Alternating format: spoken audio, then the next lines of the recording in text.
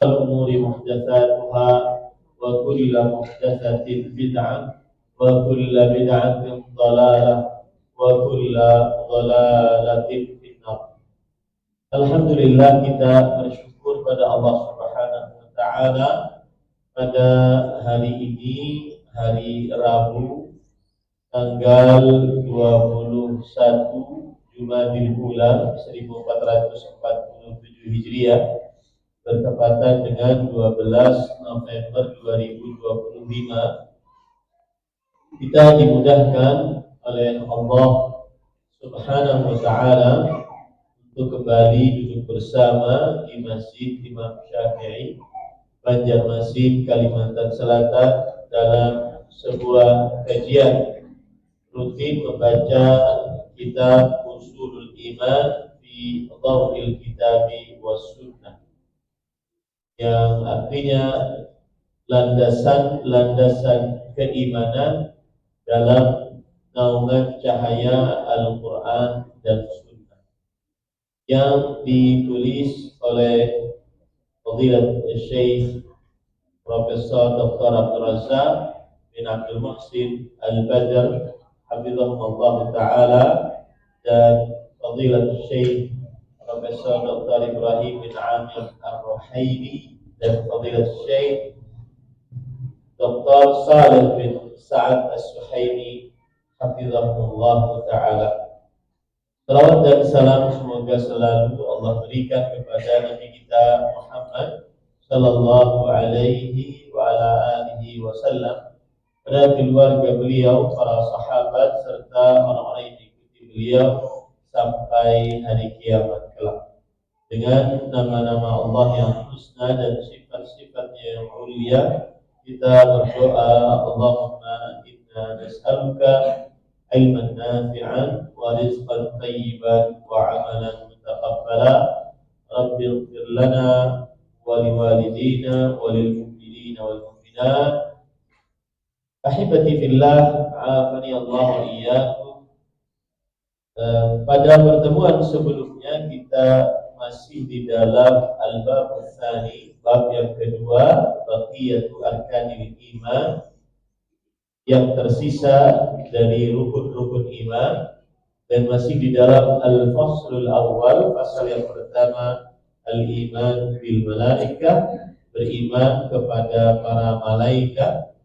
Dan kita di dalam pembahasan yang kedua, yaitu manzilatul iman bil malaikah wa kaifiyatuhu wa adillatu dzalik, yaitu kedudukan beriman kepada para malaikat, tata cara beriman kepada para malaikat, dan dalil-dalilnya.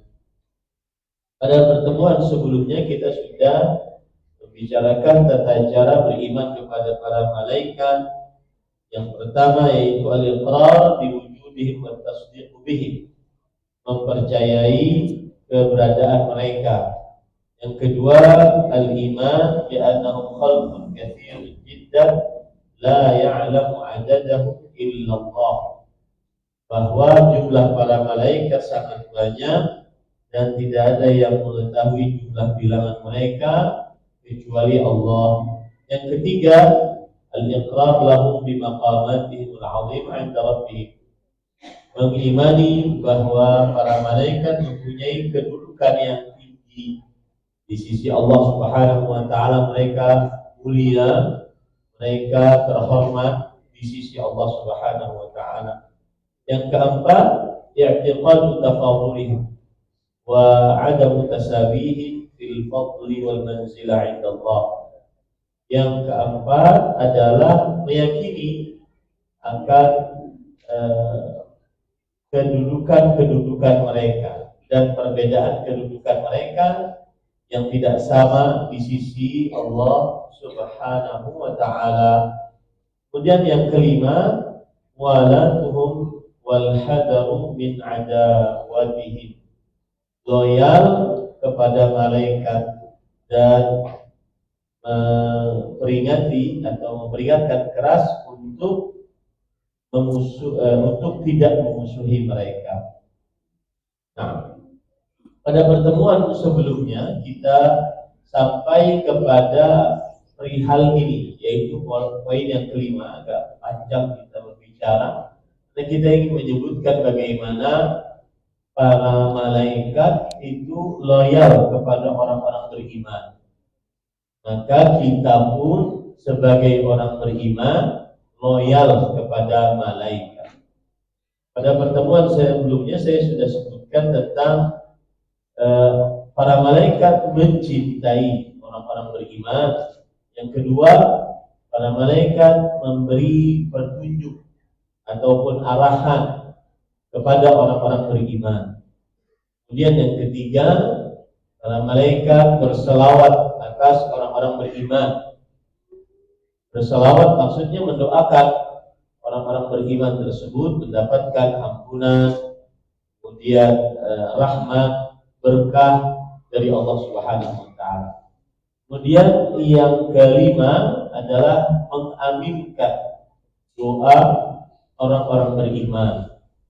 Para malaikat mengaminkan doa orang-orang beriman.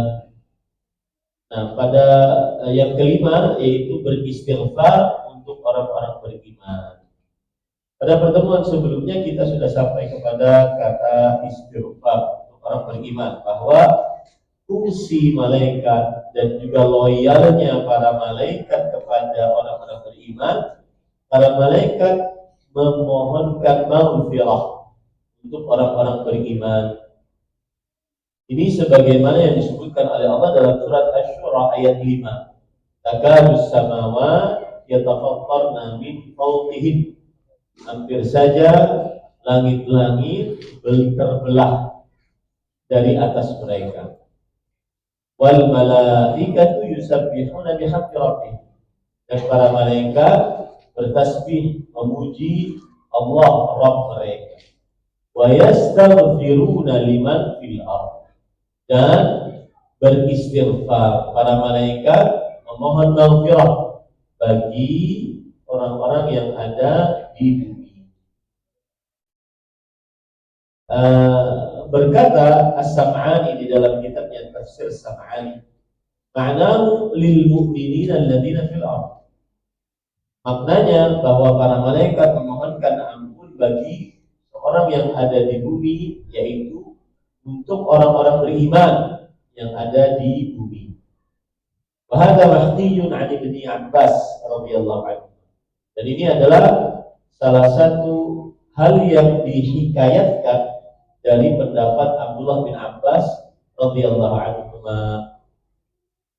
Ini salah satu hal yang membuat kita loyal, cinta kepada malaikat, karena mereka mendoakan para malaikat, orang-orang beriman untuk beristighfar, untuk mendapatkan maghfirah dari Allah Subhanahu wa taala. Begitu juga dalam surat Ghafir ayat 7. Allah Subhanahu wa taala berfirman, "Alladzina yahmiluna al-'arsy wa man hawlahu yusabbihuna bihamdi rabbihim." Dan malaikat yang membawa 'arsy dan yang di sekitarnya, mereka bertasbih memuji Rabb mereka. Wa yu'minuna bihi. Dan para malaikat tersebut beriman kepada Allah Subhanahu wa taala. Wa yastaghfiruna lilladzina amanu. Dan para malaikat memohonkan maghfirah untuk orang-orang yang beriman. Rabbana wasi'ta kulla syai'in rahmatan wa 'ilman faghfir lilladzina tabu wattaba'u sabilaka waqihim 'adzabal jahim. Mereka mengucapkan, wahai Rabb kami, rahmat-Mu meliputi segala sesuatu dan juga ilmu. Nah, ini adab dari malaikat sebelum berdoa, mereka memuji Allah, mereka mengagungkan Allah. Maka kita, adab kita juga mencontoh para malaikat sebelum meminta, pujilah Allah, agungkan Allah, besarkan Allah. Rabbana wasi'ta kulla syai'in rahmatan wa 'ilma. Wahai Rabb kami, rahmat-Mu dan ilmu-Mu meliputi segala sesuatu. Setelah dipuji, faghfir lilladzina tabu. Maka berikanlah maghfirah bagi orang-orang yang bertaubat dan mengikuti jalan, dan jagalah mereka dari siksa neraka jahanam. Para yang dirahmati oleh Allah Subhanahu wa taala, berkata Imam Al-Qurtubi di dalam kitab tafsirnya Al-Jami' Ahkam Al-Qur'an, qala Yahya bin Mu'adz ar-Razi li ashabi fi hadhihi al-ayah. Yahya bin Mu'adz ar-Razi, ini beliau adalah ulama Islam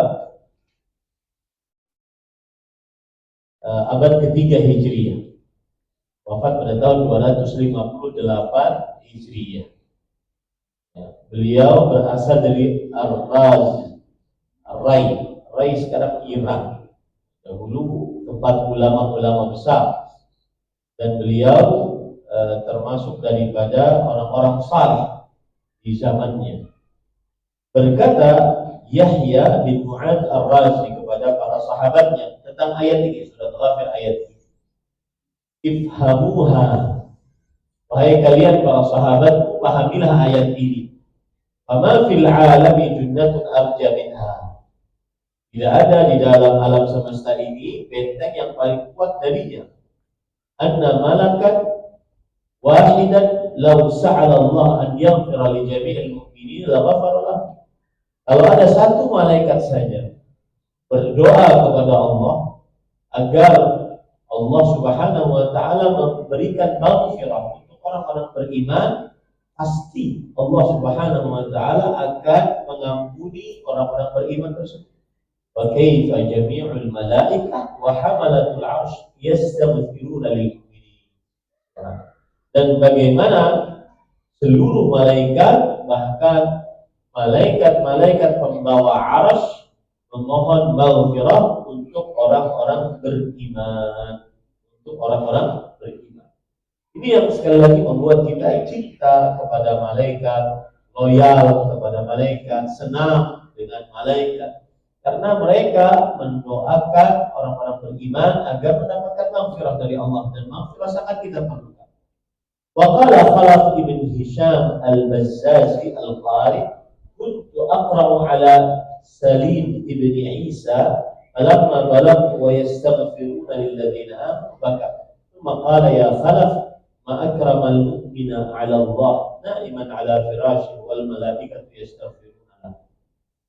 Berkata Khalaf bin Hisham al-Bazzazi al-Qari, ulama terdahulu ya, aku membaca Al-Quran di hadapan Salim ibn Isa, dan beginilah semestinya seorang muslim belajar Al-Quran, talaqi langsung di hadapan gurunya, ya, di hadapan guru. Jadi kalau orang belajar Al-Quran itu langsung di hadapan gurunya dia talaqi.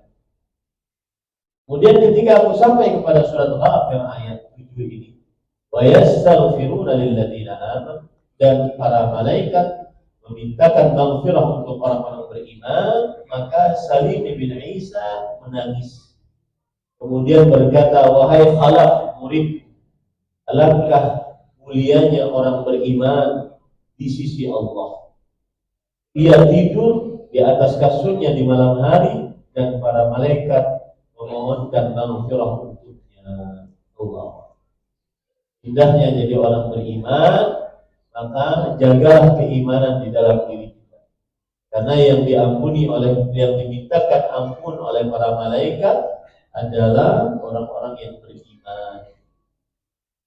Kemudian pada ikhwan yang dirahmati oleh Allah Subhanahu wa taala, yang keenam, loyalnya malaikat kepada orang-orang beriman adalah, ini sudah kita bahas pada pertemuan sebelumnya, yaitu mereka menghadiri majlis-majlis ilmu dan halaqah-halaqah zikir.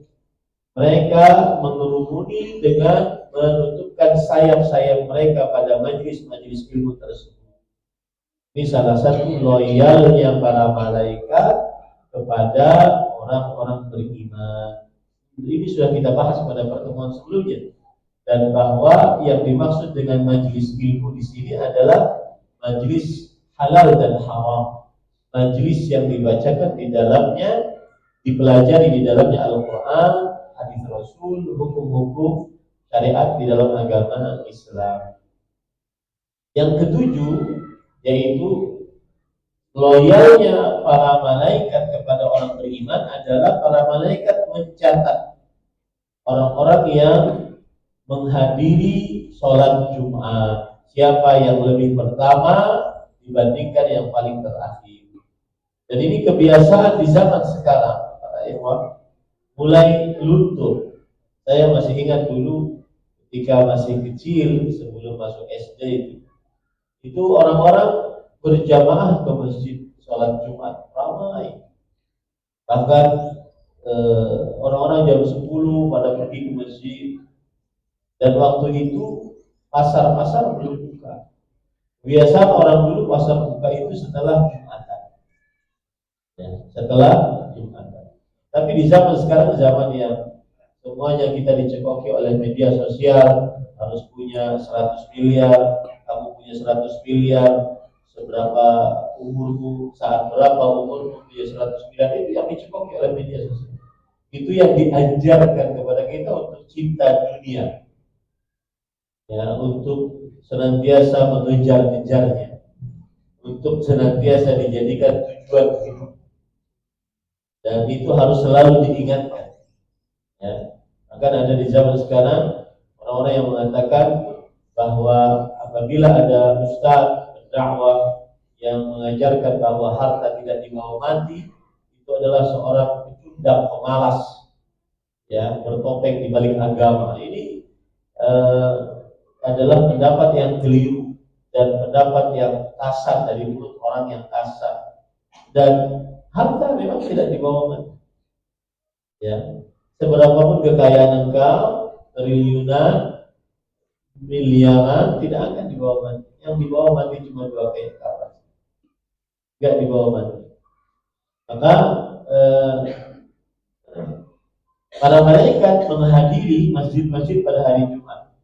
Mereka berdiri di pintu-pintunya untuk mencatat nama-nama orang-orang yang menghadiri sholat Jumat. Yang paling pertama, paling selanjutnya. Sebagaimana hadis yang diriwayatkan oleh Imam Bukhari dan Muslim dari Abu Hurairah radhiyallahu anhu, Rasul sallallahu alaihi wasallam bersabda, "Idza kana yaumul jum'ah, waqafatil malaikatu ala babil masjid yaktubuna al-awwal fal-awwal." Jika pada hari Jumat, maka para malaikat berdiri di pintu masjid. Mereka mencatat yang pertama. Fa idza kharaja al-imam tawaw suhufahum wa yastami'una dzikr. Apabila imam sudah keluar, maksudnya khatib, maka mereka menutup buku catatan mereka dan mendengarkan khutbah. Di zaman sekarang pada hari Jumat sebagian kurang mengagungkannya. Kalau dulu orang hari Jumat, tanya saya, yang lebih tua dari umurnya dari saya, betul tidak perkataan saya? Dan dulu orang-orang hari Jumat itu mereka bersih ke masjid, wangi, rapi, kemudian tidak pakai pakaian kerja. Mereka memang pergi ke masjid karena dulu kondisikan libur itu hari Jumat. Bahkan sebagian pesantren libur itu hari Jumat. Nah, sebagian orang sekarang berpendapat itu kan dulu Ustaz, sekarang sudah modern. Islam tidak mengenal kata dulu atau sekarang. Islam ya seperti itu. Maka bahkan kami yang di lembaga pendidikan pun terkalahkan dengan pendapat-pendapat sebagian wali santri yang akhirnya liburnya pun hari Ahad, karena wali santri pun hari Ahad gitu. Jadi benar-benar dikondisikan pengagungan terhadap hari Jumat itu sudah berkurang di tengah kaum muslimin. Ini setuju atau tidak setuju, padahal kita harus mengagungkan hari Jumat. Rasul Shallallahu Alaihi Wasallam bersabda, Inna min afdali ayyamikum yaumul Jumat. Sesungguhnya hari yang paling mulia di antara kalian adalah hari Jumat. Fihi khuliqa Adam wa fihi qubid wa fihi nafqa wa fihi sa'bah wa fihi taqumus sa'ah. Di dalamnya diciptakan Nabi Adam, di dalamnya diwafatkan, di dalamnya ditiupkan sangkakala, di dalamnya dibangkitkan hari kiamat. Maka agungkan hari Jumat, ya. Apalagi yang tidak ada waktu yang sudah ditentukan sedemikian rupa oleh perusahaannya atau oleh lembaganya, kita tentukan dia sendiri. Saya akan buka toko misalkan setelah Jumat. Sedangkan hari Jumat bersiap-siap untuk menghadiri sholat Jumat. Hari Jumat dimulai dengan senam-senam biasanya. Itu sudah mulai tidak mengagungkan hari Jumat. Karena dianggap sebagai hari yang tidak terlalu penting. Kemudian dimulai dengan senam-senam, bajunya biasa saja. Itu semua adalah bisikan-bisikan dari musuh Islam untuk kaum muslimin untuk tidak mengagungkan hari Jumat. Makanya saya nasihatkan ya agar lebih perhatian dengan hari Jumat, tidak mendatangi hari Jumat saat azan. Itu kebiasaan. Apalagi kadang-kadang mungkin sudah waktu istirahat jam 12, mungkin keluar dari kantor, tapi tidak langsung ke masjid makan pentol. Yang jual pentol jangan marah sama saya. Akan tetapi semestinya waktu itu ke masjid sebelum ditutup buku catatan para malaikat. Dan di sana ada hadis lain Rasulullah Shallallahu Alaihi Wasallam bersabda dalam hadis riwayat Bukhari Muslim dari Abu Hurairah radhiyallahu anhu. Man irtasala yaumul Jum'ah usdal janabah thumma rah. Barang siapa yang mandi pada hari Jumat, mandi junub, kemudian dia pergi, maksudnya ke masjid. Faka'anna ma qarraba badana. Maka seakan-akan dia berkurban dengan onta. Wa man raha fi sa'ati tsaniyah faka'annama qarraba baqarah. Barang siapa yang pergi pada jam yang kedua, seakan-akan dia berkurban sapi. Wa man raha fi sa'ati tsalitsah faka'annama qarraba kabshan aqran. Barang siapa yang pergi pada jam yang ketiga, maka seakan-akan dia berkurban seekor domba yang bertanduk. Wa man raha fi sa'atil rabi'ah faka'annama qarraba dajaja. Barang siapa yang pergi pada saat yang jam yang keempat, maka seakan-akan dia berkurban ayam. Wa man raha fi sa'atil khamisah faka'annama qarraba bayda. Barang siapa yang pergi pada jam yang kelima, seakan-akan dia berkurban dengan telur. Faida kharajal imamu hadaratil malaikah yastami'un. Kalau imam sudah keluar, khutbah sudah dimulai, maka para malaikat menghadiri khutbah imam untuk mendengarkan khutbah tersebut. Nah, ini para ikhwan dirahmati oleh Allah Subhanahu wa taala. Dan Imam Nawawi rahimahullah taala mengatakan terhadap malaikat-malaikat ini yang menjaga di pintu-pintu ini, haula'il malaikah ghairul hafazah. Para malaikat yang menjaga di pintu-pintu masjid di hari Jumat itu bukan malaikat yang bersama manusia kanan dan kiri, raqib dan atid, bukan. Ghairul hafazah. Wazifatuhum kitabatu hadiri al-Jum'ah. Tugas mereka adalah menulis yang menghadiri salat Jumat. Imam Al-Aini rahimahullah di dalam kitab beliau Umdatul Qari Syarah Sahih Bukhari, haula'il malaikah yaktubuna manazilal janina ila Jumat. Para malaikat itu menulis kedudukan orang-orang yang datang salat Jumat. Mukhtassuna bidzalik. Mereka khusus tugasnya untuk itu. Ini menunjukkan bahwa tidak boleh diremehkan. Di dalam riwayat yang lain, para ikhwan dirahmati oleh Allah Subhanahu wa taala, ada riwayat begini.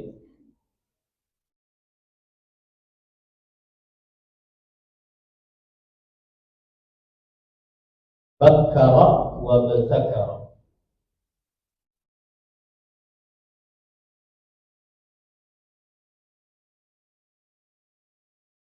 Rasul sallallahu alaihi wasallam bersabda dalam hadis sahih,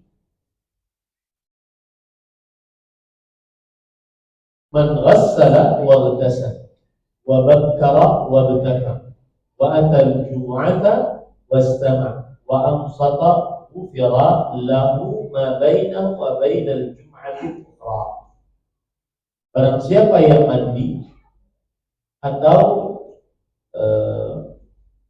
dia junub kemudian mandi, kemudian bersegera ke masjid dan benar-benar bersegera dan mendatangi sholat Jumat, lalu mendengarkan khutbah dengan seksama, tidak berbuat apa-apa kecuali mendengarkan khutbah, diampuni untuknya dosanya antara dirinya dengan Jumat yang akan datang. Ini pahala yang besar bagi seorang yang datang bersegera pergi ke masjid, bersegera pergi ke masjid. Di dalam hadis yang lain riwayat Imam Hakim, man ghassala wa ghtasal yaum al-jum'ah thumma bakkara wa ibtakar fadana wastama'a wa lam yalghu kana lahu bi kulli khutwatin yaqtuha amala sana ajru qiyamiha wa siyamiha. Barang siapa yang mandi pada hari Jumat, kemudian menyegerakan datang, kemudian mendekat ke imam atau ke khatib, dan dia tidak berbuat perbuatan sia-sia, maka baginya di setiap langkahnya yang dia langkahkan amal ibadah selama 1 tahun. Pahalanya seperti dia bangun malam dan puasa di siang hari. Subhanallah. Kalau seandainya dari rumah ulunnya aja berapa langkah itu? 10-20 langkah. Apalagi rumahnya Kak Saiful, ratusan langkah.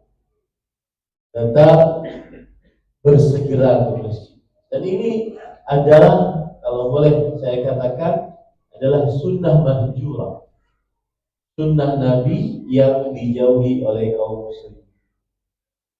Aku saja kita, sunnah Nabi yang dijauhi oleh kaum muslim, bersegera untuk pergi sholat Jumat, berpagi-pagi untuk datang ke masjid menghadiri sholat Jumat. Dan ini saya tujukan terutama kepada kaum muslimin yang mungkin dia bisa mengatur waktunya, tidak terikat dengan jam kerja. Dia punya warung, dia punya toko, dia buka sendiri, terserah dia. Apa salahnya bisa sholat subuh, kemudian dia beraktivitas sebentar, kemudian dia datang ke masjid bersegera, mendapatkan pahala yang sedemikian rupa. Pahala yang sedemikian rupa. Kemudian para ikhwan dirahmati Allah, yang ke-8 adalah para malaikat loyalnya kepada orang beriman menulis apa yang keluar dari ucapan-ucapan yang baik dari orang beriman. Ucapan-ucapan yang baik keluar dari orang beriman, para malaikat berlomba-lomba untuk menulisnya, sebagaimana hadis riwayat Bukhari dari Rifa'ah ibn Rafi' az-Zurafi radhiyallahu anhu. Beliau bercerita, kunna yawman usalli wara'an Nabi sallallahu alaihi wasallam. Suatu hari kita sholat makmum di belakang Rasulullah sallallahu alaihi wasallam. Falamma rafa'a ra'sahu min ar-rak'ah, ketika beliau mengangkat kepalanya dari ruku, qala sami'allahu liman hamidah, maka beliau mengucapkan sami'allahu liman hamidah. Qala rajulun wara'ah, maka ada seorang lelaki di belakang Rasulullah sallallahu alaihi wasallam berkata, Rabbana walakal hamd hamdan katsiran thayyiban mubarakan fi. Rabbana walakal hamd hamdan katsiran thayyiban mubarakan fi. Orang ini ketika bangun dia mengucapkan itu. Lalu ketika setelah selesai sholat, Rasulullah Shallallahu Alaihi Wasallam bersabda, "Manil mutakallim, siapa yang tadi berbicara?" Itu mengucapkan zikir tadi. Kemudian sahabat ini menjawab, aku wahai Rasulullah. Kemudian Rasulullah Shallallahu Alaihi Wasallam bersabda, "Ra'aitu bid'atan wa thalathina malakan yabtadirunaha ayyukum yaktubuha awal." Yang artinya, aku melihat 30 lebih para malaikat berlomba-lomba. Siapa di antara mereka yang paling pertama menulis zikir tersebut? Yang paling pertama menulis zikir tersebut. Para yang dirahmati oleh Allah, disebutkan oleh para ulama, di antaranya Al-Hafidz Ibnu Hajar mengomentari hadis ini, beliau mengatakan wastudilla bihi ala anna ba'd at-ta'at qad yaktubuha ghairul hafidh. Di dalam hadis ini dinyatakan bahwa ada sebagian ketaatan itu tidak ditulis oleh malaikat yang ada di kanan dan di kiri kita, tapi ada malaikat khusus yang menulis. Ini termasuk loyalnya para malaikat kepada orang beriman. Nah, itu yang ke-8. Yang ke-9, para ikhwan dirahmati oleh Allah Subhanahu wa taala, yaitu para malaikat, mereka senantiasa bergantian menjaga orang-orang beriman. Bergantian menjaga orang-orang beriman. Yang disebut dengan para malaikat yang yata'aqabun. Yata'aqabun itu saling menjaga orang-orang beriman. Dalam hadis yang diriwayatkan oleh Imam Bukhari dan Muslim dari Abu Hurairah, yata'aqabuna fikum malaikatun bil-lail wa malaikatun bin-nahar. Bergantian di tengah-tengah kalian berjaga malaikat siang dan malaikat malam. Wa yajtami'una fi salatil fajri wa salatil 'ashr. Mereka kumpul kalau sedang sholat subuh dan sedang sholat asar. Artinya malaikat malam yang baru berjaga di sholat subuh, kemudian datang malaikat siang yang baru mau berjaga. Malaikat malam yang sudah berjaga, datang malaikat siang yang mau berjaga di sholat subuh. Kemudian malaikat siang yang sudah berjaga, kemudian malaikat malam yang mau jaga berkumpul di sholat asar. Ini termasuk daripada loyalnya para malaikat kepada orang beriman. Dan hadis tadi itulah yang dimaksud dalam surat Al-Isra ayat 78. Wa Qur'an al-fajr, inna Qur'an al-fajri kana mashhuda. Dan bacaan Al-Quran pada sholat subuh, sesungguhnya bacaan Al-Quran pada sholat subuh disaksikan. Berkata Imam Ibnu Jarir rahimahullah, yaitu yashhadu malaikatul lail wa malaikatul nahar. Yang menjaganya adalah malaikat siang dan malaikat malam. Ya, pada waktu sholat subuh. Di sholat subuh itu malaikat yang mau jaga siang baru datang. Malaikat yang sudah jaga malam juga datang untuk menyelesaikan tugasnya. Ini termasuk dari loyalnya malaikat kepada orang-orang beriman yang ke-9.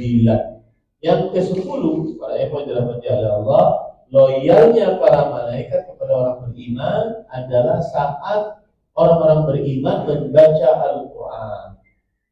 Maka perbanyaklah membaca Al-Quran agar senantiasa para malaikat turun. Dan saya sering mengatakan, turunnya para malaikat itu tidak gratisan. Turunnya para malaikat berarti turunnya berkah. Ya, karena para malaikat mereka membawa keberkahan dengan berdoa kepada Allah Subhanahu wa taala.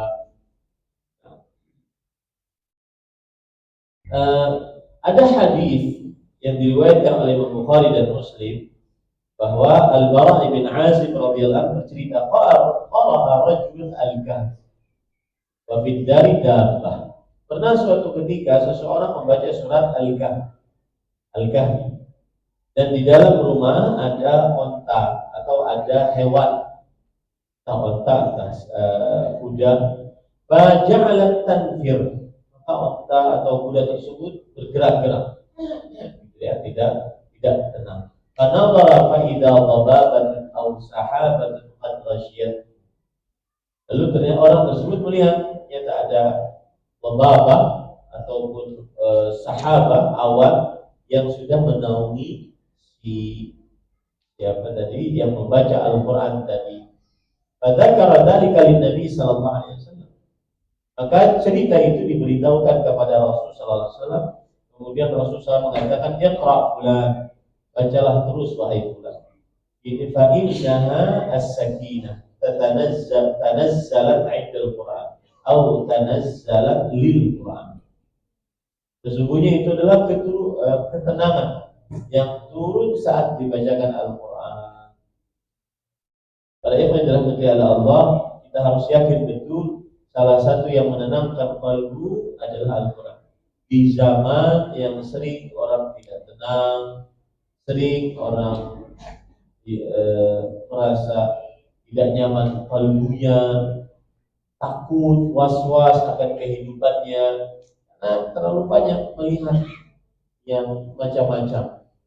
Dan kita tidak pernah melihat itu sebelumnya. Dan kita punya air segini, kita sangat bersyukur. Tetapi ketika yang kita lihat air bergalon-galon, akhirnya yang ini kita tidak syukuri. Karena kita melihat terlalu banyak yang di atas kita.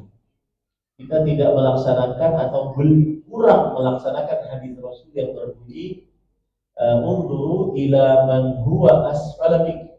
Lihat orang yang di bawah kalian. Wala tanzuru ila man huwa fawqa. Jangan lihat orang yang di atas kalian. Dzalika ajdar. Yang demikian itu lebih baik. Allah tazdari ni'mat Allah, agar tidak hilang nikmat Allah pada kalian. Lihat yang di bawah. Oh, ada yang tidak punya air, Pak. Berarti air ini banyak menurut kita. Ya. Maka bacalah Al-Quran. Salah satu kiat orang agar tenang kalbunya, perasaannya, membaca Al-Quran. Kadang-kadang orang stres, banyak orang-orang sekarang overthinking. Overthinking itu istilah yang ada di zaman sekarang, OP. Apa itu? Terlalu banyak pikiran, karena terlalu banyak yang dilihat. Kawan sudah tukar ini, kawan sudah umroh, kawan sudah ini dua, kawan sudah banyak yang dilihat, terlalu banyak yang dilihat. Kawan sudah ini, kawan sudah kesana kesini. Apalagi kadang-kadang orang flexing, sengaja memperlihatkan kekayaan. Akhirnya dia tidak tenang. Salah satu caranya adalah seseorang membaca Al-Quran, datang ketenangan. Bagaimana hadis Rasul, "Iqra fulan fa innaha sakinah tanazzalat 'inda al-Quran atau tanazzalat lil Quran." Artinya, bacalah Al-Quran. Sesungguhnya ini adalah ketenangan yang dibawa oleh malaikat turun ketika dibacakan Al-Quran atau turun untuk pembacaan Al-Quran. Jadi kapan saja orang baca Quran dia tenang. Itu harus kita yakini baik-baik. Dia tenang. Silahkan Anda.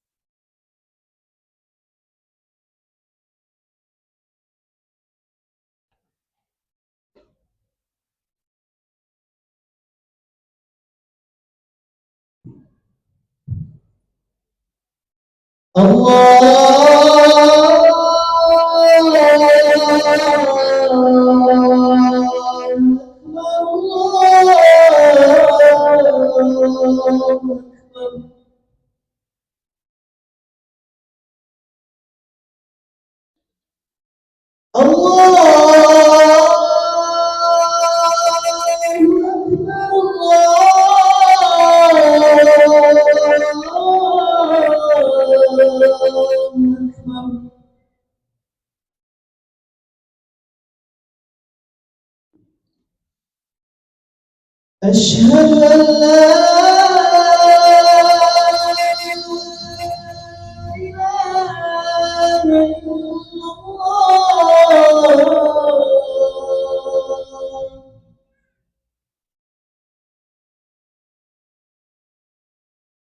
أشهد أن لا إله إلا الله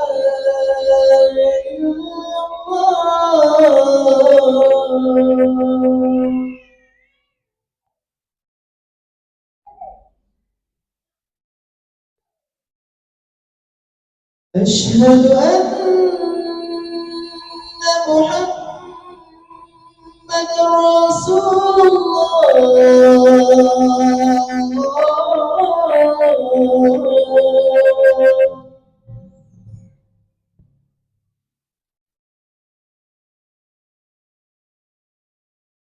أشهد أن محمد رسول الله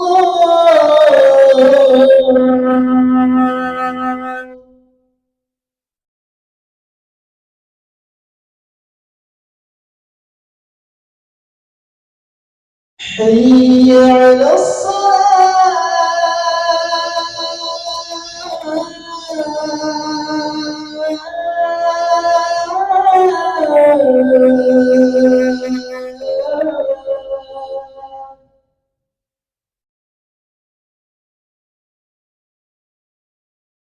حي على الصلاة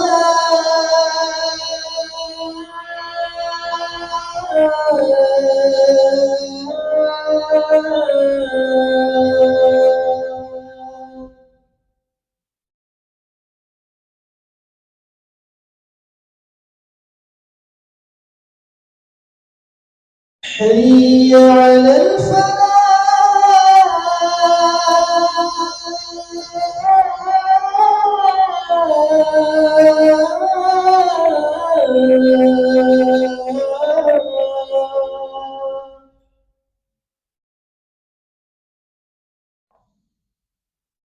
حي على الفلاح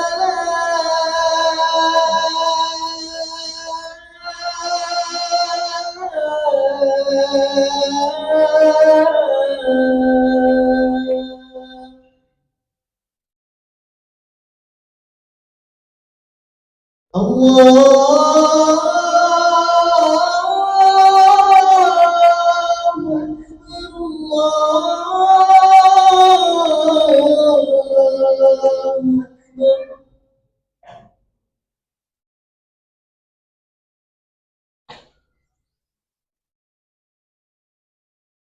لا إله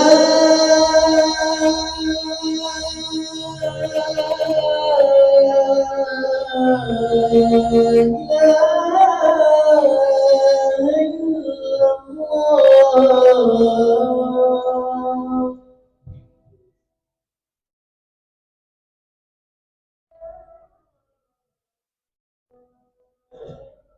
Baik, para ikhwah yang dirahmati oleh Allah Subhanahu wa taala, itu tadi beberapa hal yang berkaitan dengan loyalnya para malaikat kepada orang-orang beriman. Dan saya cukupkan dengan 10, padahal masih banyak loyalnya para malaikat dengan orang-orang beriman.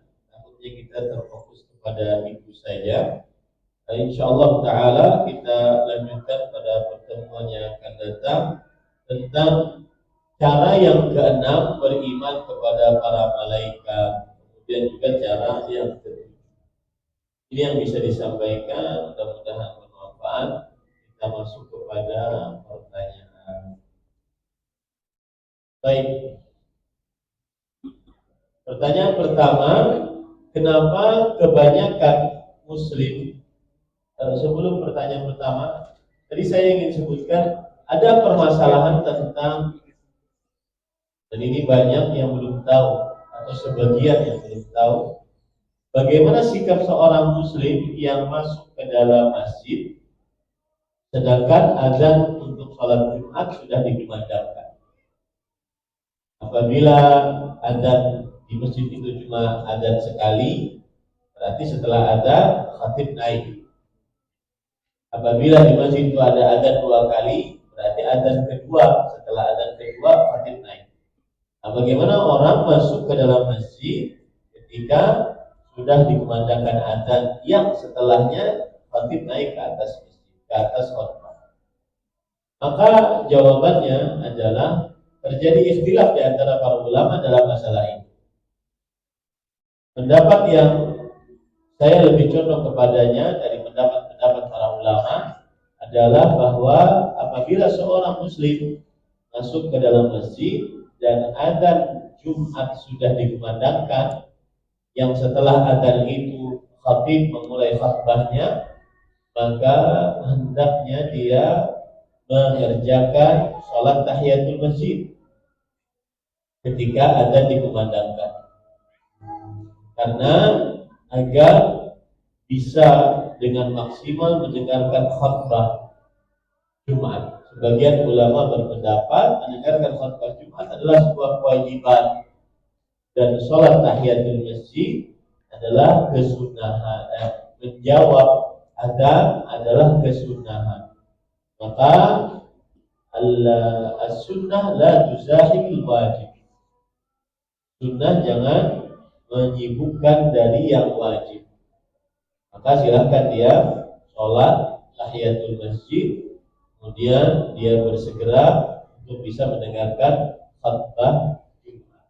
Ada sebagian yang menunggu adzan, betul kan? Ada sebagian yang menunggu adzan sampai selesai. Itu pendapat para ulama. Kata mereka menunggu adzan tetap bisa menjawab adzan, kemudian sholat 2 rakaat setelahnya tahiyatul masjid. Itu tidak memakan waktu yang lama. Meskipun khatib sudah berkhutbah, itu tidak memakan waktu yang lama. Kemudian dia bisa mengerjakan sholat 2 rakaat dan mendengarkan khutbah setelahnya. Maka saya lebih condong pada pendapat para ulama. Sebagian dari mereka berpendapat bahwa mendengarkan khutbah hukumnya wajib dan menjawab adzan hukumnya sunnah, dan yang wajib lebih didahulukan untuk daripada yang sunnah. Allah. Pertanyaan selanjutnya, kenapa kebanyakan muslim Indonesia suka mengamalkan ibadah yang hanya didorong oleh hawa nafsu dan tidak ada dalilnya, tetap mengaku ahli sunnah wal jamaah? Ada beberapa sebab orang melakukan perbuatan bid'ah. Yang pertama adalah kebodohan. Bodoh terhadap syariat Rasulullah SAW. Akhirnya melakukan perbuatan bid'ah. Atau yang kedua, bodoh terhadap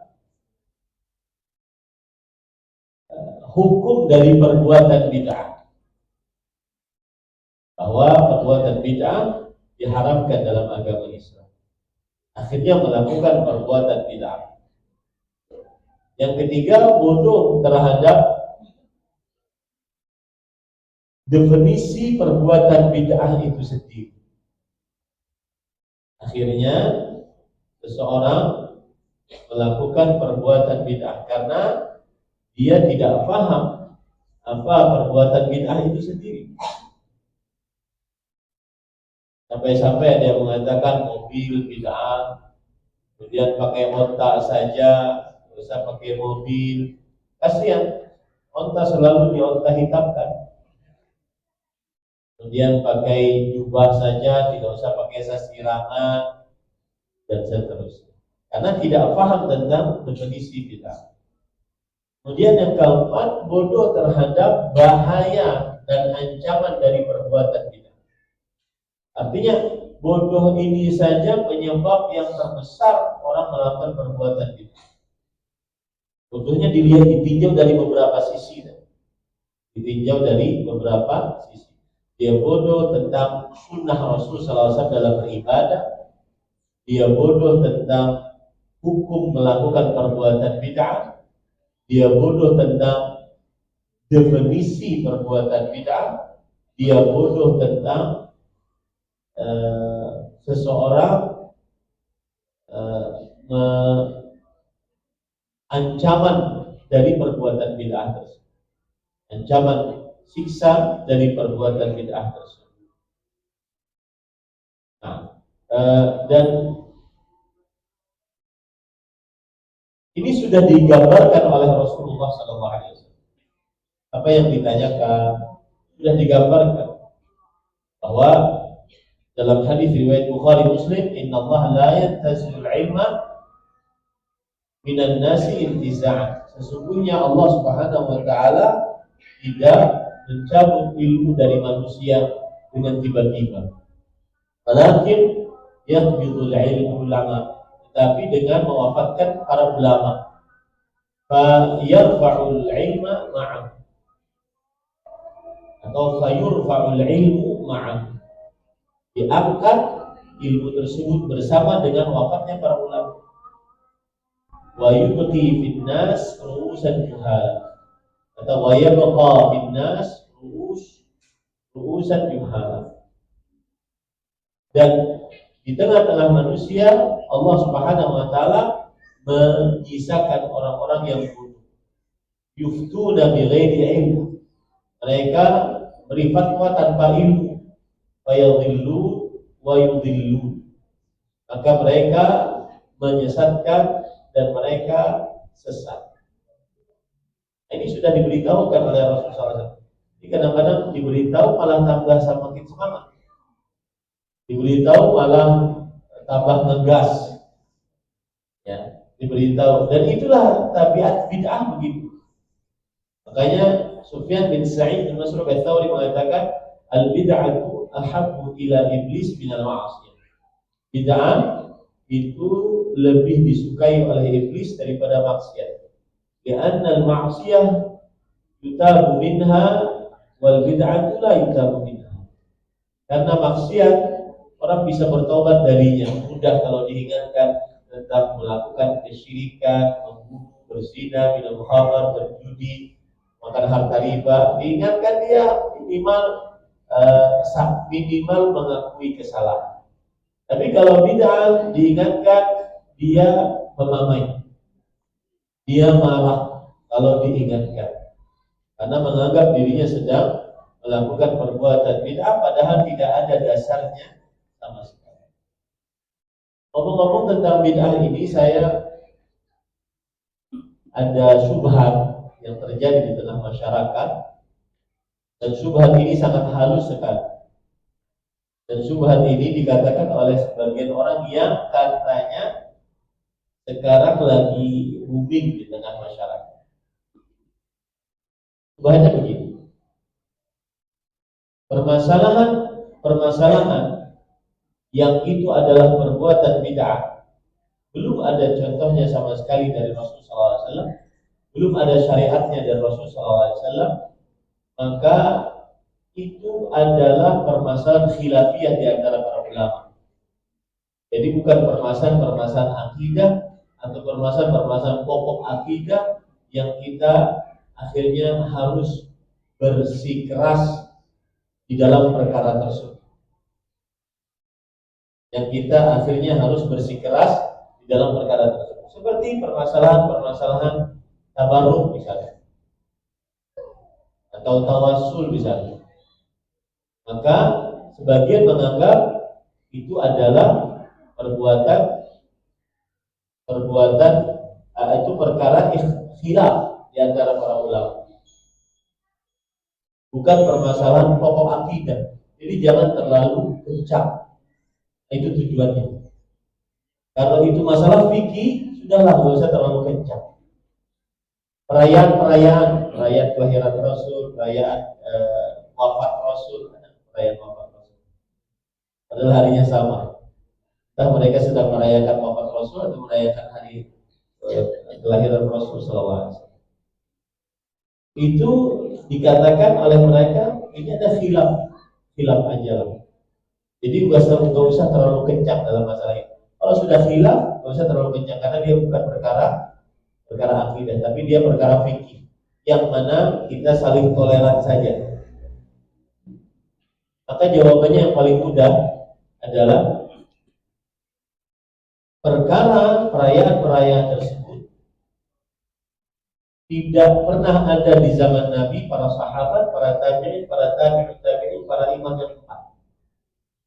Maka dia adalah perbuatan yang mengada-ngada di dalam agama, dan setiap perbuatan mengada-ngada tercela dalam agama.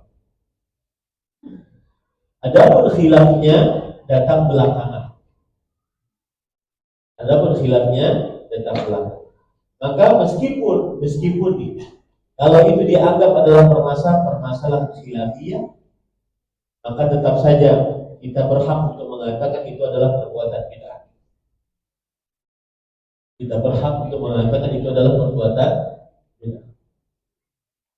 Contoh yang lain lagi, tabaruk dengan orang saleh. Apalagi di zaman sekarang, gara-gara proses tabaruk ini banyak sekali penyimpangan. Penyimpangan paling besar adalah ujungnya kesyirikan.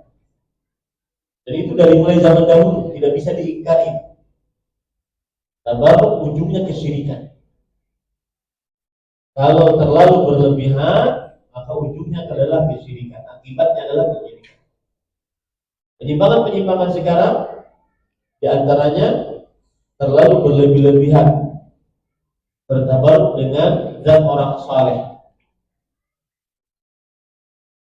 Apalagi yang kasus terbaru, Ustaz-ustaz dai-dai muda yang dianggap memiliki berkah, kemudian diberikan anak-anak kecilnya perempuan, dia dianggap bertabaruk dengan orang saleh tersebut. Akhirnya menimbulkan penyimpangan yang baru lagi. Tabaruk ujungnya yang paling terbesar adalah kesyirikan. Nah, kita katakan itu bukan permasalahan khilafiyah yang kita berbeda pendapat di dalam perkara seperti perkara fikih. Ini syubhat halus pada saya. Ini yang akan nanti, kalau begitu nanti orang bermudah-mudah dalam perkara bid'ah. Kenapa? Karena dianggap masalah khilafiyah. Ya, masalah khilafiyah. Ini hati-hati. Ya. Dan ini ada gurunya memang. Ini ada gurunya. Masalah tawassul dengan orang saleh yang sudah meninggal. Dan dengan cara menjadikan perantara antara dia dengan Allah Subhanahu wa taala. Orang ini berdoa kepada si perantara agar perantara menyampaikan doanya kepada Allah Subhanahu wa taala. Ini adalah perkara akidah. Kalau terjadi perkara khilafiyah dianggap sebagai perkara khilafiyah, maka dia berkaitan dengan perkara akidah. Hati-hati. Ini sumun su'af, racun. Hati-hati, ini syubhat. Ya. Oh, ini perkara perayaan cuma perkara fikih khilafiyah, berlapang dada. Yang lebih parah lagi, perhatikan. Yang lebih parah lagi adalah urusan sifat-sifat Allah Subhanahu wa taala. Yanzilu Rabbuna tabaraka wa ta'ala ila sama'id dunya hina yabqa al-lail hina yabqa thuluthul lail al-akhir. Allah turun ke langit dunia ketika sepertiga malam terakhir. Para pengusung dakwah sunnah, pengusung dakwah salaf, mereka sering membicarakan hadis ini dari dua sisi. Yang pertama tentang sifat turunnya Allah Subhanahu wa taala. Tetapnya sifat turun bagi Allah sesuai dengan keagungan dan kemuliaan Allah Subhanahu wa taala. Yang kedua, mereka membicarakan dari sisi ibadah. Di sepertiga malam terakhir karena Allah turun, maka perbanyaklah untuk beribadah, berdoa, beristighfar, memohon kepada Allah Subhanahu wa taala bangun malam. Jadi kita bicarakan dari dua sisi. Nah, syubhat halusnya adalah sudahlah, jangan terlalu sibuk dengan khilaf masalah sifat turun ini. Yang penting esensi turun apa? Ya. Jadi kalau ada yang menganggap bahwa turun itu adalah Allah Subhanahu wa taala turun ke langit dunia, bukan rahmat Allah yang turun, ya sudah, itu khilaf dari mulai dahulu. Jangan terlalu sibuk dengan perkara ini. Tetapi apa esensi turunnya Allah Subhanahu wa taala? Kadang-kadang ada orang yang membicarakan Allah turun tapi tidak tahajud. Ini syubhat halus. Tujuannya apa? Agar kita tidak menetapkan sifat urut bagi Allah Subhanahu wa taala, atau agar kita menerima orang-orang yang mentakwilkan turunnya Allah Subhanahu wa taala dengan rahmat Allah Subhanahu wa taala. Ini tidak boleh. Paham ya Pak Ikhwan? Ini hati-hati, ini perkara-perkara yang halus syubhat zaman sekarang. Itu sebab kebodohan yang pertama. Yang kedua adalah sebab perbuatan mengada-ngada, yaitu mengikuti hawa nafsu. Mengikuti hawa nafsu. Dan ini Allah Subhanahu wa taala berfirman di dalam surat Al-Kahfi ayat 28, "Wala tuti' man aghfalna qalbahu 'an dzikrina."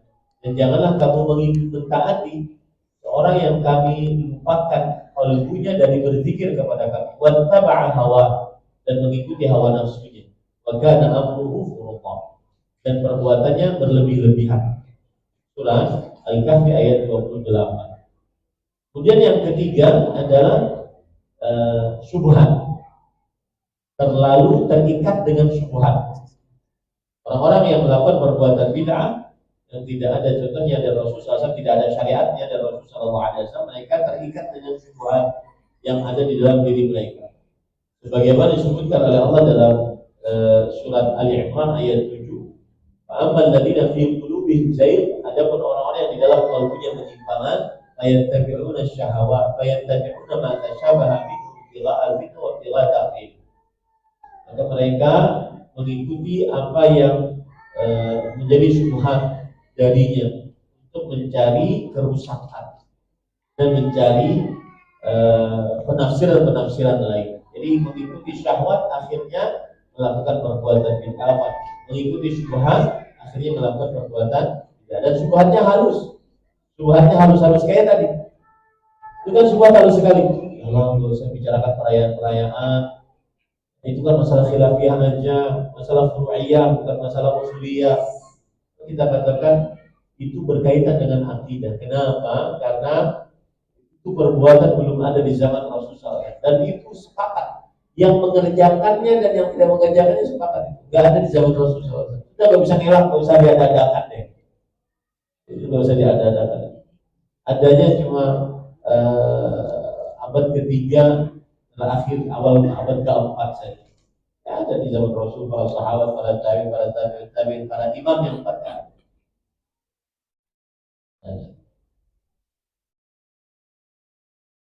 Kemudian yang keempat, saya jadi ingat dulu di sebuah daerah, dan itu satu-satunya daerah yang saya terlalak untuk berdakwah di dalam. Itu sampai Dajjal datang kayaknya. Saya tidak boleh datang ke sana, kecuali biar ganti ngaran ya.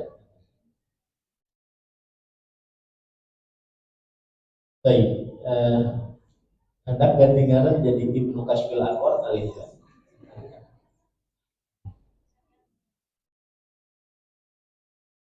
Di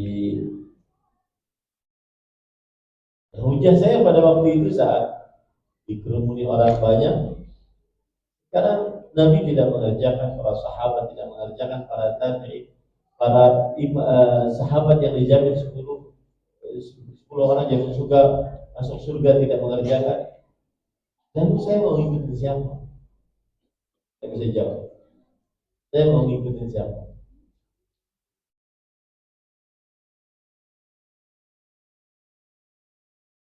Nah, yang keempat adalah bersandar kepada akal.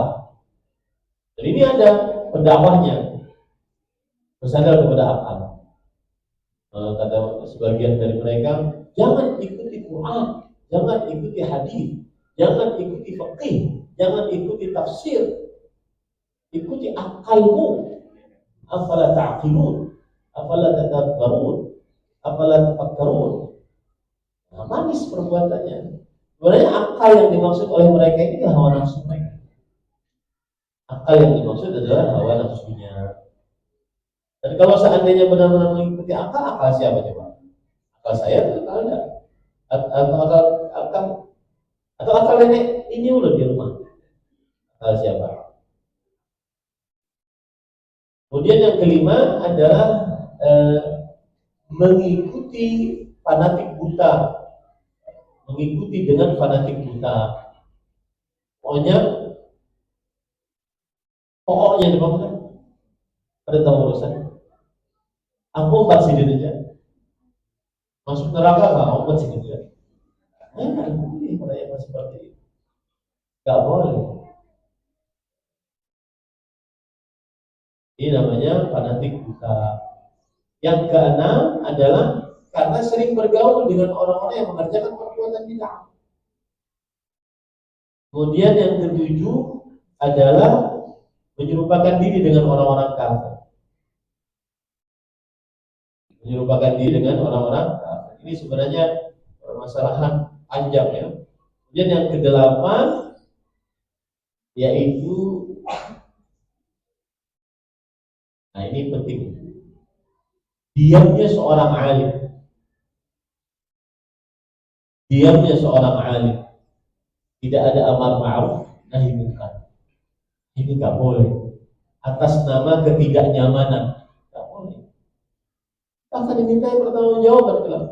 Lu'ina Bani Israel ala lisan Daud wa Isa. Bani Israel dilaknat lalu lisan Nabi Daud dan Isa bin Maryam. Kenapa? Dzalika bi annahum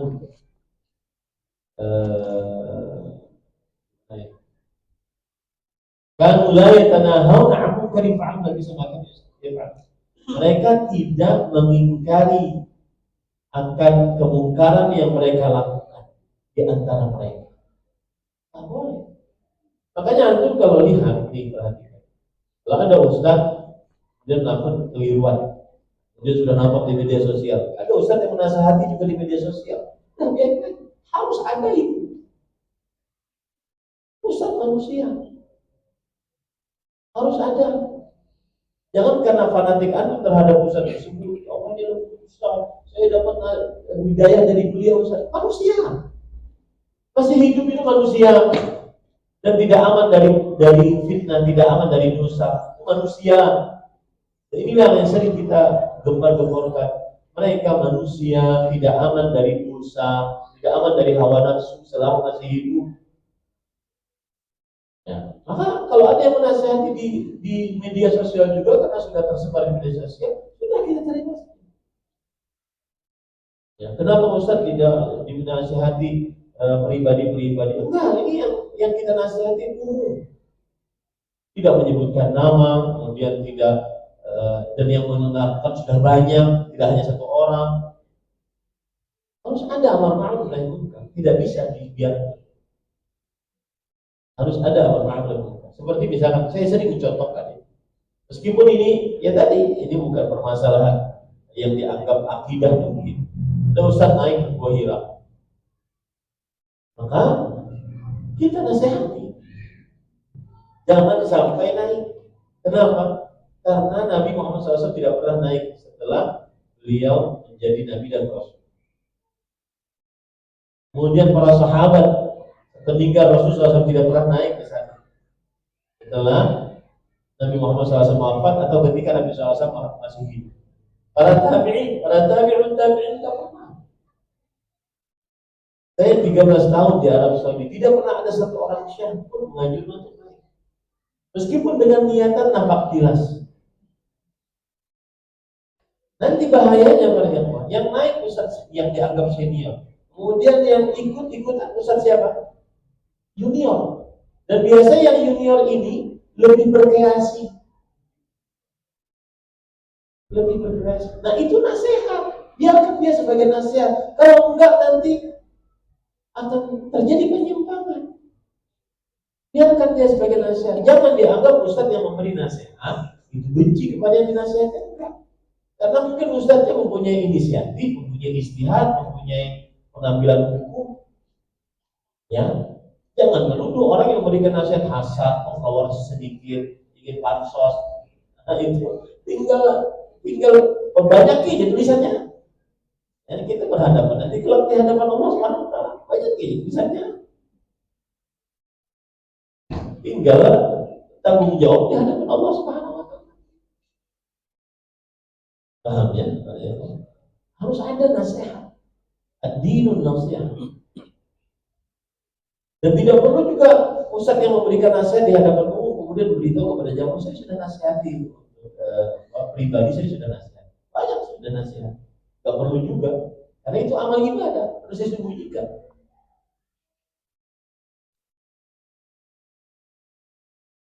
Dan banyak lah contohnya. Nanti aku menuju kepada satu ustaz. Artinya diamnya ulama, tidak mengingkari kemungkaran, akhirnya semakin semakin merajalela, atau mengingkarinya tidak serius, sambil ketawa-ketawa, takut enggak ya. Akhirnya kita berhadapan dengan Allah Subhanahu. Kita berhadapan untuk menyelamatkan umat Nabi Muhammad Sallallahu Alaihi Wasallam. Kemudian yang kesembilan, bersandar kepada hadis lemah atau hadis palsu. Ini penyebab perbuatan bid'ah. Yang kesepuluh adalah terlalu berlebihan di dalam sesuatu. Dan ini penyebab terbesar dari perbuatan bid'ah. Berlebih-lebihan di dalam sesuatu. Makanya Imam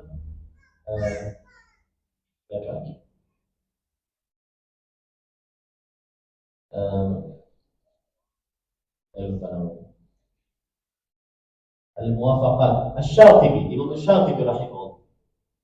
Beliau mempunyai definisi perbuatan bid'ah, kata beliau, bid'ah adalah tariqatun fid din mukhtara'ah, dhahir syariah yuqsadu bisuluki 'alaiha al-mubalaghatu fi ta'abbud lillahi subhanahu.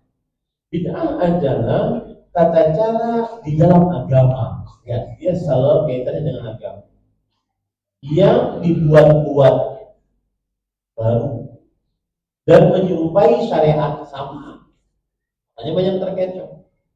Kemudian tujuan melaksanakannya adalah berlebih-lebihan dalam beramal ibadah. Tidak mencontohkan, tidak mensederhanakan dengan sunnah. Makanya Abdullah bin Mas'ud radhiyallahu anhu berkata, al-iqtisadu fi sunnah khairun min al-ijtihad fi bid'ah. Sederhana di dalam sunnah lebih baik daripada berluas-luas di dalam bid'ah. Cukup 2 rakaat sesuai dengan sunnah. Ada orang setelah adzan subuh dia sholat 2 rakaat, cukup. Ada orang setelah adzan subuh dia sholat 2 rakaat, salam, 2 rakaat, salam, 2 rakaat, salam. Orang ini didapati oleh Sa'id bin Musayyib rahimahullah, orang tabi'in. Kemudian beliau mengatakan bahwa sholat antara adzan dan iqamah di waktu sebelum subuh hanya 2 rakaat. Orang ini bertanya, ayu'adzibunallahu 'ala shalah. Apakah Allah akan menyiksa kalau aku sholat? Aku ini sedang sholat, kami ini sedang zikir, kami ini sedang selawatan, meskipun ada dangdutan. Ya. Kenapa dipermasalahkan nih? Ya, apakah Allah akan menyiksa saya kalau lagi sedang sholat? Kata Sa'id bin Musayyib rahimahullah, beliau mengatakan, la yu'adzibuka 'ala shalah wa inna yu'adzibuka 'ala mukhalafatika sunnah. Tidak, Allah tidak menyiksamu karena sholat, karena akan tetapi Allah akan menyiksamu karena engkau menyelisih sunnah Rasulullah SAW. Karena berlebih-lebihan di dalam beribadah kepada Allah Subhanahu. Wallahu a'lam. Bagaimana bentuk penjagaan malaikat terhadap saudara muslim kita di Palestina dan Sudan yang sebagai negeri penghafal Al-Quran? Yang paling pertama, nasihat saya, hafalkan doa ini agar kita bisa membantu saudara-saudara kita yang ada di Palestina dan di Sudan, dan kita berada di sini. Dan ini doa Rasulullah Sallallahu Alaihi Wasallam. Allahumma anjil mustad'afina minal mu'minin. Allahumma anjil mustad'afina minal mu'minin. Ya Allah, selamatkanlah orang-orang yang lemah dari orang-orang beriman. Allahumma anjil mustad'afina minal mu'minin. Ya Allah, selamatkanlah orang-orang yang lemah dari orang beriman. Boleh ditambahkan di Palestina, Palestina, atau di Gaza, atau di Sudan,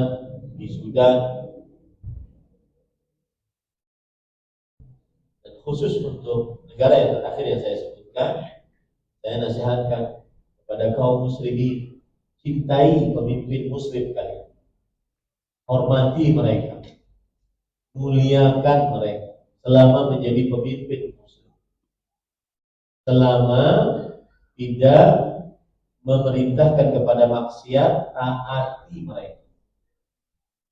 Itu kunci agar tidak terjadi kepada negara yang sudah disebutkan. Taati pemimpin muslim yang sah di negeri ini. Muliakan, doakan, jangan memberontak. Kalau ingin memberi nasihat, sembunyi-sembunyi. Tidak boleh di hadapan khalayak ramai. Meskipun negeri ini menganut sistem demokrasi yang katanya membolehkan untuk bersuara dengan lantang, maka perhatikan, kita di agama Islam, di atas kita Al-Quran dan Sunnah, di atas segala sistem. Hadits Rasul melarang seorang muslim untuk menghinakan pemimpin. Hadis Rasul memerintahkan kita untuk taat kepada pemimpin. Ya, bangga memiliki pemimpin, cinta kepada pemimpin muslim.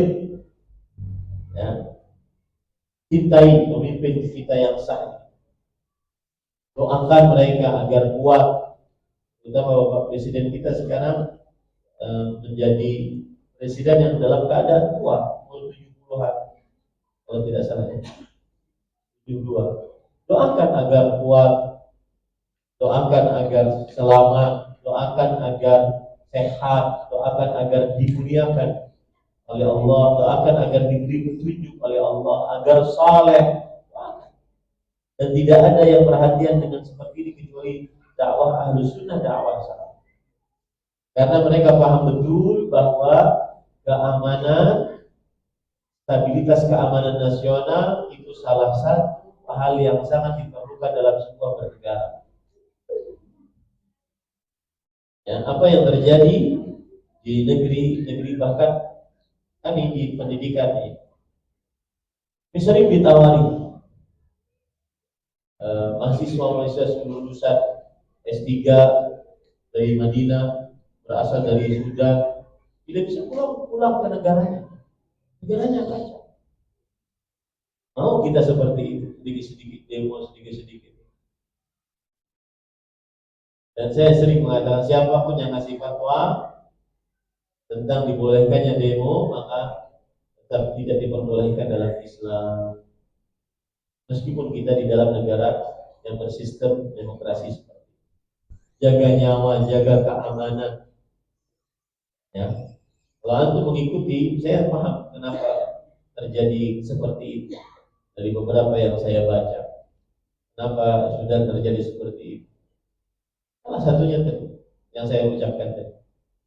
Ada pemimpin yang memimpin, kemudian selalu diberontak, diganti dengan pemberontak lain, ganti dengan pemberontak lain. Nggak selesai. Hati-hati, jaga keamanan, jaga stabilitas keamanan nasional.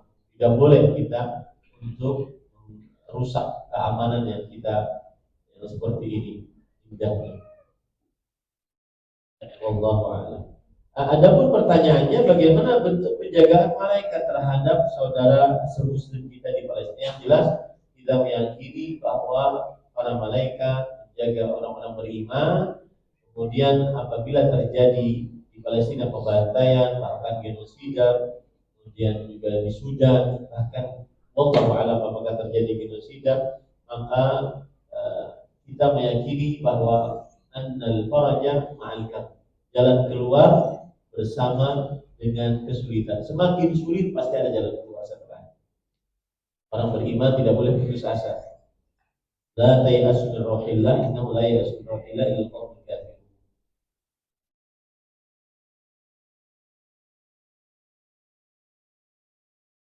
Apakah sah sholat yang di depannya ada kuburan tapi masa ada dinding, masih ada dinding pembatasnya. Kalau dindingnya adalah dinding masjid, masih dikatakan sebagai sholat yang sah, tapi minimal dimakruhkan, tapi sah.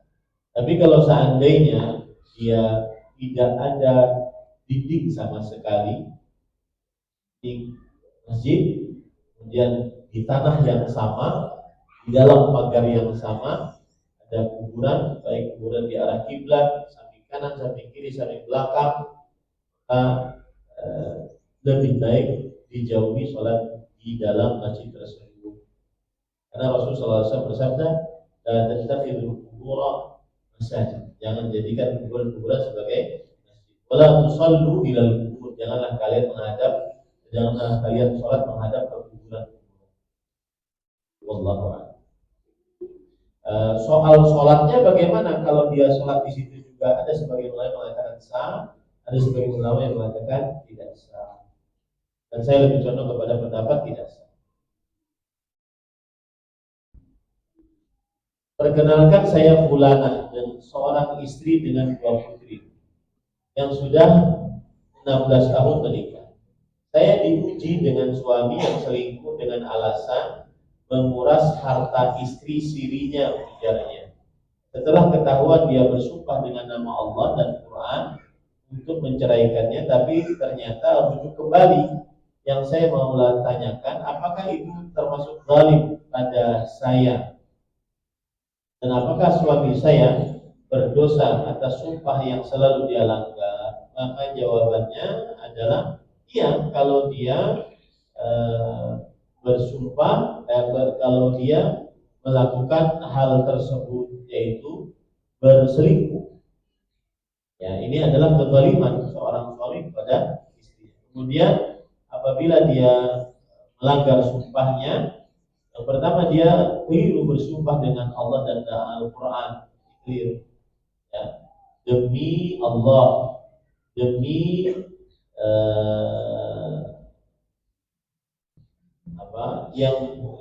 demi Allah yang lebih tepatnya. Kemudian dia melanggar sumpahnya tersebut, maka ini sebuah kekeliruan dan adalah sebuah dosa karena melanggar sumpahnya tersebut.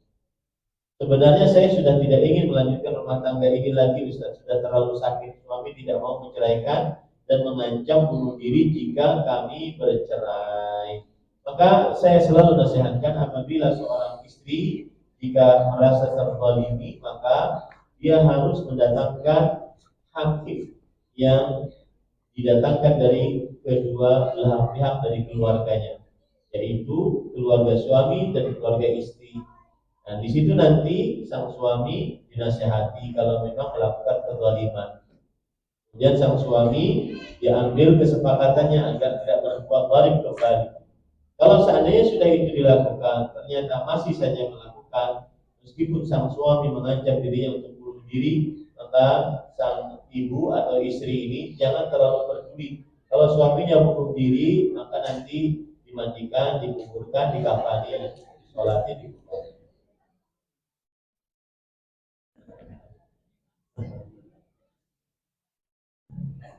Allah. Ini kadang perempuan begitu, terlalu pakai perasaan jadi dia bingung. Padahal dirinya sudah terzalimi. Itu yang saya katakan sering, bahwa bahkan ada orang dari negara jiran menghujat saya bahwa ini Ustaz sesat karena akhirnya membuat para istri durhaka kepada suaminya, karena dia berkata bahwasanya yang paling harus bersabar terhadap suami adalah terhadap istri adalah suami, yang paling harus memaklumi adalah seorang suami. Ini membuat para istri akhirnya durhaka. Saya tadi baru mendengar fatwa dari Syekh Muhammad bin Shalih Al-Utsaimin rahimahullah, persis seperti yang saya ucapkan, bahwasanya redaksi seorang yang berumah tangga untuk lebih bersabar, lebih mengayomi itu kepada suami dibandingkan kepada istri. Karena itulah hadis Rasul sallallahu alaihi wasallam. Begitu hadis Rasul. La yafraq mu'minun mu'minah in kariha minha khuluqan radiya minha akhar. Kata Syekh, hadis Rasul SAW berbunyi, seorang lelaki beriman tidak memarahi seorang istri yang beriman. Jika dia benci salah satu akhlak dari istrinya, maka dia akan rela dengan akhlak-akhlaknya yang lain. Menunjukkan bahwa seorang suami harus lebih bersabar dengan keadaan istrinya. Kasihan istri yang seperti ini, coba ingin minta cerai, aku bunuh diri aja. Jadi ini lebih mending kalau seandainya suami istri. Kadang ada yang baru cuma pacaran, nega-negam lah, putus kita aja. Aku hendak minum baygon aja gitu. Pak, minum sih loh. Ini ibu-ibu harus diperhatikan, jangan terlalu pakai perasaan untuk sesuatu yang ibu sendiri terzalimi.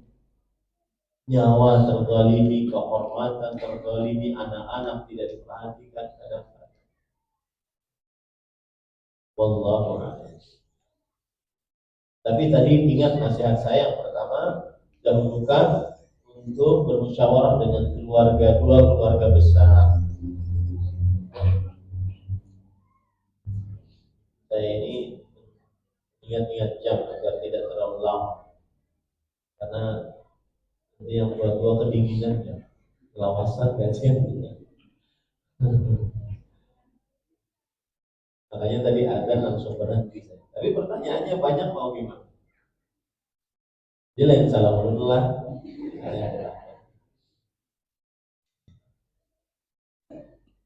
Saya perempuan usia 33 tahun sudah ingin menikah. Tapi siapa nih orangnya? Saya perempuan usia 33 tahun sudah ingin menikah. Saya masih punya adik usia 9 tahun, yang mana ibu saya sudah meninggal dan adik dirawat oleh bapak yang tidak bekerja. Selama ini saya memberi adik nafkah. Jika saya nanti menikah dan tidak memberi nafkah lagi, apakah saya berdosa, Ustaz? Bagaimana sebaiknya sikap saya, Ustaz? Karena satu sisi saya merasa tertekan, saya ingin fokus berkeluarga tanpa beban mental dari bapak saya. Saya tidak masalah jika adik nantinya ikut bersama saya, tapi saya stres kalau bapak saya nanti suka datang berkeluh kesah karena tidak punya uang. Mental saya merasa lelah, terbebani lahir dan batin karena saya sudah bekerja sedari dulu sekolah. Jazakallah khairan. Saya berdoa dengan nama-nama Allah yang husna dan sifat-sifat yang mulia untuk perempuan ini agar segera mendapatkan suami yang saleh, berkecukupan, dan juga akhlaknya baik. Kemudian yang kedua, menikahlah segera, karena tabattul tidak menikah itu dilarang dalam agama Islam. Nabi Muhammad SAW melarangnya. Dan perempuan yang sudah berumur 33 itu terasa sudah terlambat untuk melakukan pernikahan, jadi jangan ditambah lagi keterlambatan. Dan yang ketiga, Allah Subhanahu wa taala berfirman, "Iyyakum fuqara yughnihimullah." Jika mereka fakir, maka Allah akan memberikan kecukupan kepada orang yang menikah. Maka sebagian ulama salaf mengatakan, aku heran kepada orang yang membaca ayat ini kemudian dia menunda-nunda menikah. Dan orang yang ingin menikah dan dia ingin menjaga kesucian kemaluannya, Allah akan menolongnya. Sebagaimana hadis Rasul sallallahu alaihi wasallam, "Salatun haqqun 'ala Allahi aunuh." Tiga orang yang Allah berhak menolong mereka. Yang pertama adalah an-nakih alladhi yuridul 'afaf, orang yang menikah menginginkan kesucian. Maka adik membawa rizkinya tersendiri, engkau wahai perempuan membawa rizki tersendiri, bapak membawa rizki tersendiri. Dan khusus untuk bapak, bersabarlah apabila nanti engkau sudah menikah, kemudian bapak mungkin akan sering datang ke rumahmu, maka bersabarlah dan beritahu kepada suami bahwasanya bersabarlah ketika bapak sudah menikah. Dan itu bisa dikatakan sebagai prasyarat pernikahan kepada calon suami, ya. Karena bapak membawa rezeki tersendiri, bukan dari engkau, tetapi membawa rezeki tersendiri. Bahkan kadang-kadang kita sebagai seorang anak harus berpikir, harta yang kita dapat ini Sebenarnya adalah harta bapak tetapi hanya lewat kita saja. Sebenarnya adalah harta bapak tapi hanya lewat kita saja. Jadi jangan takut, ya, jangan stres. Belum melakukan sudah stres juga. Ini gaya-gaya Gen Z ini. Ya, generasi sekarang berpikirannya begitu. Sudah belum melakukan, sudah stres juga. Baik, wallahu a'lam. Saya punya teman perempuan di tempat kerja saya yang juga berteman cukup akrab dengan istri saya. Lalu istri saya mengajak perempuan tersebut untuk menjadi istri kedua saya. Dalam hati saya yang paling dalam, saya sadar saya tidak mampu, Ustaz. Namun kesempatan tidak datang dua kali. Lantas sih.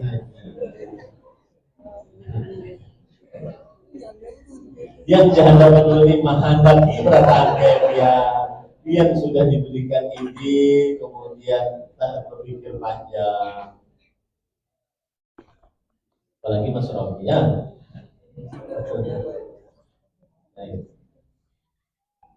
Jadi pendapat saya maka diterima saja ajakan istri tersebut. Mudah-mudahan semuanya diberikan rezeki yang lapang oleh Allah Subhanahu. Kadang-kadang kalau seandainya istri yang pertama sudah memberikan izin bahkan mencarikan, dan banyak yang kasus seperti ini saya dapati banyak, mereka dicarikan. Ada yang berani, ada yang tidak berani setelahnya. Di laki-laki ini waninya dibuntungnya aja, bah diberikan izin langsung dicarikan, masih berpikir panjang. Tapi nasihat saya jika memang mencukupi sehari-hari, kemudian Anda lelaki yang bertanggung jawab, maka Allah Subhanahu wa taala memberikan rezeki kepada siapa yang dikehendaki.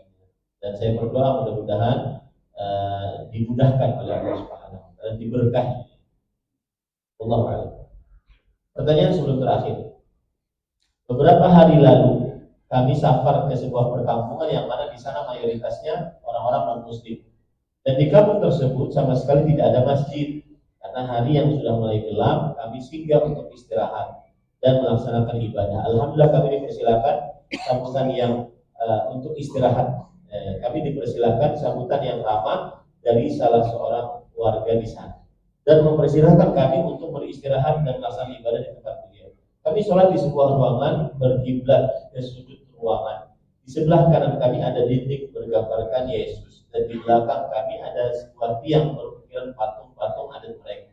Apakah sholat kami sah atau kami harus pulang? Jazakallahu khairan. Sebenarnya pertanyaan ini tidak harus begitu panjang seperti ini.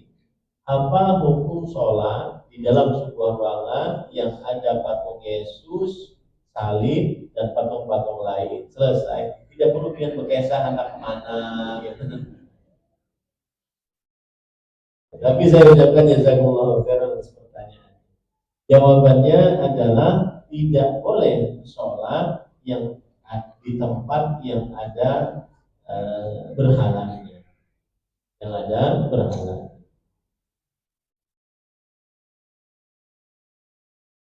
Ya, tidak boleh sholat di tempat yang ada berhala. Allah.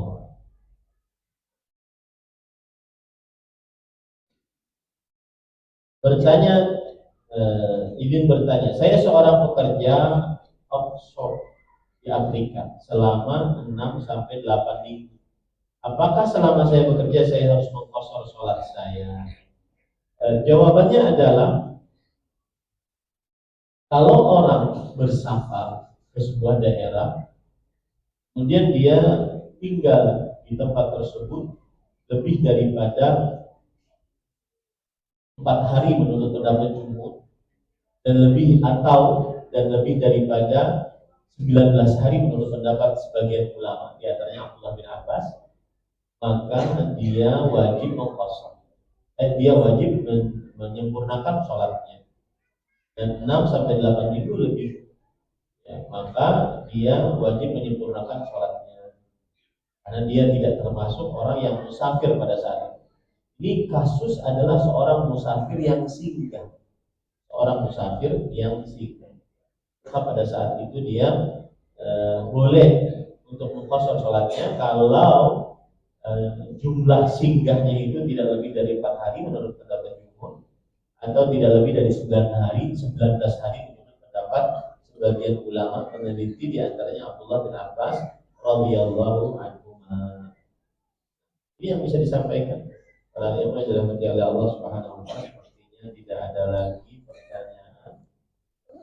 Wadah dari masjid. Bagaimana dengan kami para pegawai kantor yang memang apabila sudah selesai pekerjaan dan memang betul-betul tidak ada kewajiban lagi, apakah masih dibolehkan untuk bersegera ke masjid meskipun tidak di jam ke-1 atau ke-2 atau ke-3? Karena kalau memang menunggu jam sholat akan mepet sekali dengan azan. Nah, yang seperti ini adalah berkomunikasi dengan pemilik kantor atau minimal bagian HRD-nya agar diizinkan. Ya.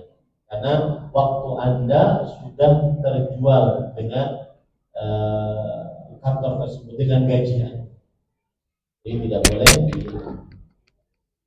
Wallahu a'lam. Jika saya membawa anak ke masjid untuk semakin suka